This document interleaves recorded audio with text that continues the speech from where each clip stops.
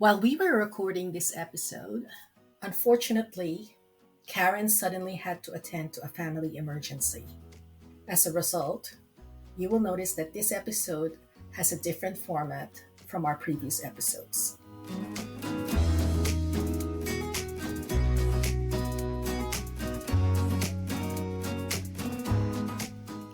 Hi, Kris. How are you today? I guess I'm feeling a bit better compared to last time we spoke. The last time we spoke, you seemed down, Yeah. and so I want to know what you've been up to this past few days. Yeah. Yeah, I was really so low the last time we spoke. I was so flat and feeling lost. It was a good thing that I had a session with my psychologist a couple of days after that. So we talked a lot about how I was dealing with my anxiety and how it's making my depression worse. We had to go back to things that I've learned about setbacks, how to deal with setbacks moving forward when you're feeling stuck. And I thought self compassion is the first thing I should look into. Based on the review written by Kristen D. Neff on self-compassion in the Annual Review of Psychology. Self-compassion refers to being supportive toward oneself when experiencing suffering or pain, be it caused by perceived failure, personal mistakes, inadequacy, or external life challenges. It involves being present with our own pain, feeling connected to others who are also suffering, and understanding and supporting ourselves through difficult moments. Self-compassion takes a tender, nurturing form, especially when it is aimed at self-acceptance or soothing distressing emotions. It can also take a fierce, powerful, advocating form, especially when it is aimed at self-protection, meeting our important needs or motivating change. When I said I was looking for things why I deserve this and justifying why these things are happening to me, that's the wrong mindset. Instead of thinking that, I should really be more compassionate with myself, the same way I am whenever I talk to a friend or my sisters. For example, if it were my friend who is in my situation, I wouldn't tell them, oh, you're in that situation because you did this or you did that. I would never do that or say those things to a friend or my sister. Yet I do it to myself. And I thought, why do I say those things to myself? If I were to love myself and care for myself, then I should be my own friend first and foremost. I should look after myself like I would look after a friend. And as they say, compassion by definition literally means to suffer with or having empathy. So if I notice myself suffering, then I should be wrapping my arms around myself as I would a friend. I would be giving a friend a hug. I would make myself feel loved and have empathy instead of putting myself down further by finding faults, digging into what I have done wrong, finding things that I did to deserve what's happening to me. Kristen D. Neff conceptualizes self-compassion as composed of three bipolar subcomponents: 1. Self-kindness versus self-judgment; 2. Common humanity versus isolation; 3. Mindfulness versus over-identification. Self-kindness versus self-judgment. I didn't bring this upon myself. While it's true that good things happen to good people, that doesn't mean good people are immune to bad things. After all, not all things are within our control. We have no control over other people, weather, and time. No matter how many times I run things through my head and think how I could have done things differently, I really have no control over how other people would react. And that's what I need to believe. As far as I know, I have always done things with good intentions. I know my heart, and I know I always have the best intentions given what I know in the moment. If other people react unpredictably to my actions, that is on them, not me. It's not always about me or because of me. I should start thinking of things that way. And I should really change the way I think so that I don't believe everything happens because of me, because of what I've done, because I've done something wrong. Things just happen. It is what it is. Self-kindness versus self-judgment. Most of us try to be kind and supportive toward our friends and loved ones when they feel badly about themselves or experience life challenges.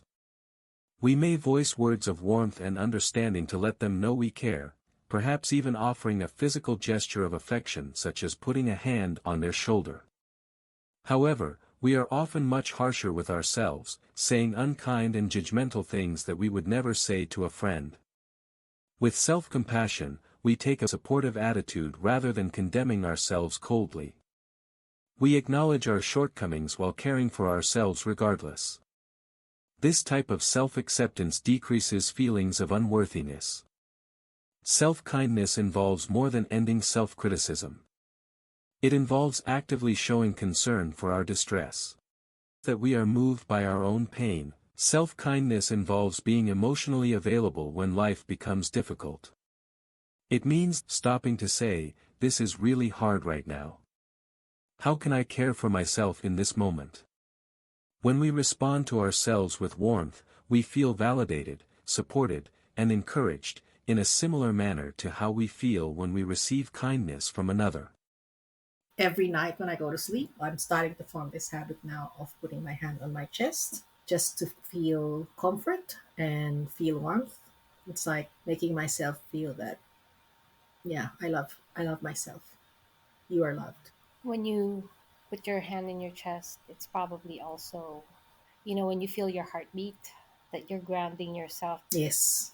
that, okay, I'm alive. I have this heart that has capacity to love others, but I have to love myself first. Yes. And also giving you a feeling that you're important, that you matter, that you exist for a reason. Yes. Common humanity versus isolation. It's also a way of acknowledging that, yes, I'm going through a very difficult time right now. Things are really hard right now. But while comforting myself, I need to be mindful not to become so immersed in my problems that I lose an objective perspective. And what I mean by that is, yes, I'm going through a very hard time. But this is not because I deserve it or that I'm being punished. I need to remind myself that it is normal and natural for human beings to struggle at times, go through challenges and rough times.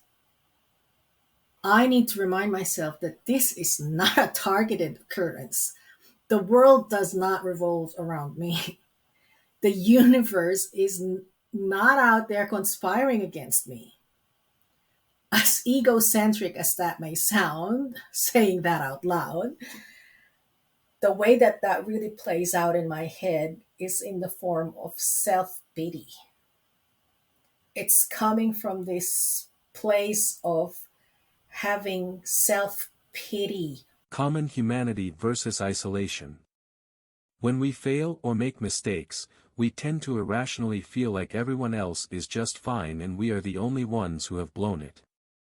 This is not a logical process, but an emotional reaction that narrows our understanding and distorts reality.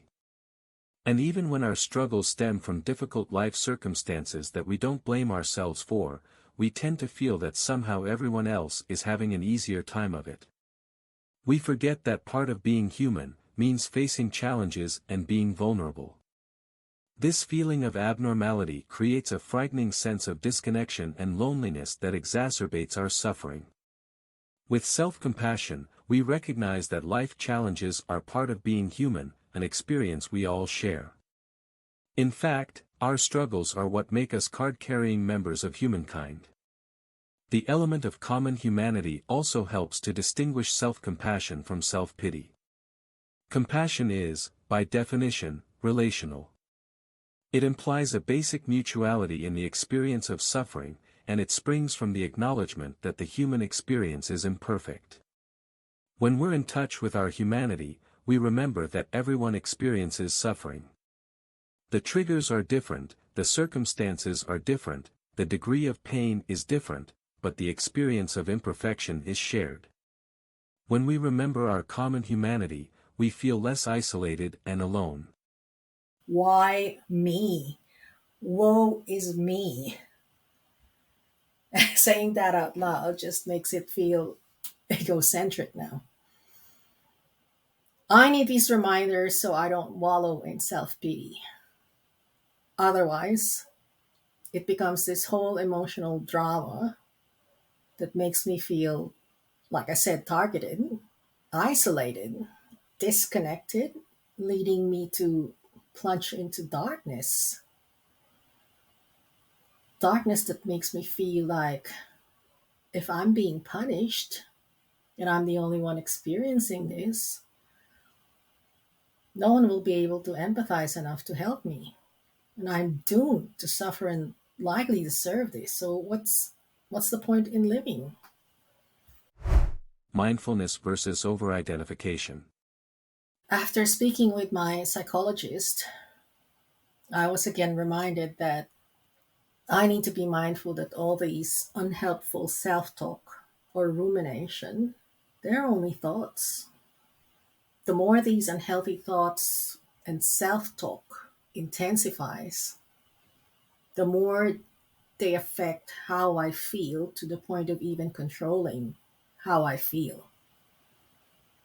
Then, before I know it, I'm treating these thoughts like as if they are Bible truths, like as if they are evidence based facts. Oh, I truly deserve this because I'm a bad person. I'm stuck in this situation and there's no future for me. There's nothing I can do to get out of this rut, so I might as well give up. I talk to myself like as if these thoughts that I come up with are reality, and that's not right. That's what makes me plummet into even deeper depression and anxiety. Mindfulness versus over-identification. In order to have compassion for ourselves, we need to be willing to turn toward our own pain, to acknowledge it mindfully. Mindfulness is a type of balanced awareness that neither avoids nor exaggerates the discomfort of our present moment experience. We cannot show ourselves compassion if we don't acknowledge we're in pain. If we fight and resist the fact that we're suffering, our attention may become so absorbed by our pain that we cannot step outside ourselves and adopt the perspective needed to care for ourselves. We may become overly identified with our negative thoughts or feelings and be swept away by our aversive reactions. This is a type of rumination that narrows our focus and exaggerates implications for self-worth. For example, not only did I make a mistake, I am a mistake. Not only did something horrible happen, my life is horrific. Over-identification tends to solidify our moment-to-moment experience so that we perceive transitory events as definitive and permanent. With mindfulness, however, we recognize that our negative thoughts and feelings are just that, thoughts and feelings, which helps us to be less absorbed by and identified with them. We have the perspective necessary to extend compassion for our difficulties. For this reason, mindfulness is the pillar on which self-compassion rests. But boy, I tell you, being mindful, it's not easy. Especially when I can't see any progress in my efforts to get unstuck or try to solve my problems. The setbacks are really hard to manage. I guess that's where finding things to do that give me a sense of productivity, they help. Like this podcast, for example, or even simply doing chores. Activities that help me practice mindfulness, they also help a lot, like going back to coloring and crafts. They all help. They also not only help me be in the present, they also calm me down, help me manage my anxiety and calm me down. And of course, doing a bit of self care. Self-care versus self-compassion. We tend to use self-care and self-compassion interchangeably, and often have the habit of considering self-care as a replacement for self-compassion. However, self-compassion is fundamental to enable meaningful and purposeful self-care. While self-care is treating yourself kindly, self-compassion is regarding yourself kindly. It is the distinction between doing and being, acting and thinking. It is this distinction that we need to make in order to get meaningful results from our self-care, and view ourselves in a compassionate light. Self-compassion is the very thing that helps us honor our basic human experience without judgment. It's what gives us space to feel what we need to feel, how we need to feel it, when we are grieving or burnt out or just plain exhausted. It's the grace we need in order to thrive, not just survive. Self-care without self-compassion will help you survive, for a little while. When self-care activities are not motivated by self-compassion but by the human desire to simply check a box, it becomes a debt in every sense of the word, since some self-care activities demand time and money. They insufficiently fulfill us. Self-care is not just a bubble bath we take once a week to convince ourselves that we are filling our cup. It should come from a place where we truly believe we deserve our own compassion and care, in order to be our best, most fulfilled selves. But even with self care, I need to make sure that while I'm practicing self care, it is coming from a place of compassion. That I believe I need to look after myself because I care and love myself as much as I love any of my friends and family members. That I'm not just doing it to simply say, yep, I've done self care, but while doing it, feel guilty and ashamed that I'm doing something for myself when I should be doing things for other people. I should be looking at self care like I'm looking after a friend. That if this is something that a friend of mine is doing, then I would be very proud of them for looking after themselves instead of feeling like, how can I be having a bubble bath right now when I haven't really solved any of my problems? When I don't deserve it because I haven't really progressed in this situation and I'm still in this rut. I don't deserve this. I really should change that mindset first. Make sure I am convinced that I deserve it.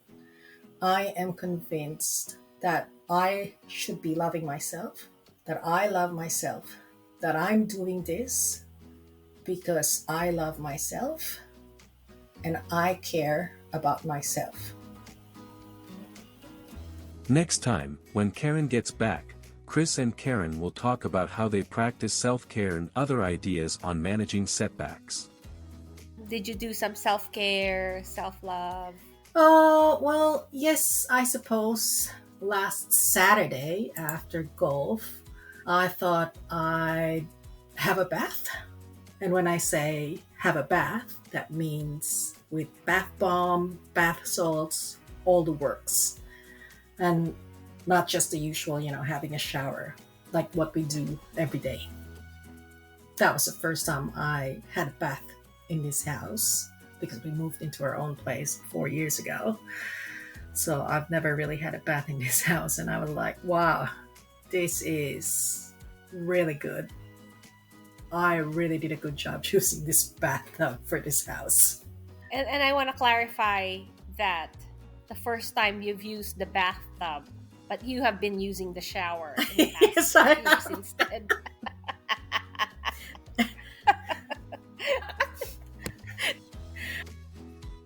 Before we end this episode, Kris and Karen would like to thank all of you listeners out there. Those who have recently started listening to us, especially in Singapore, Malawi, the UK, several parts of the US like San Diego, Columbus, Canoga Park and North Hollywood, and of course, several parts of Australia and their country of heritage, the Philippines.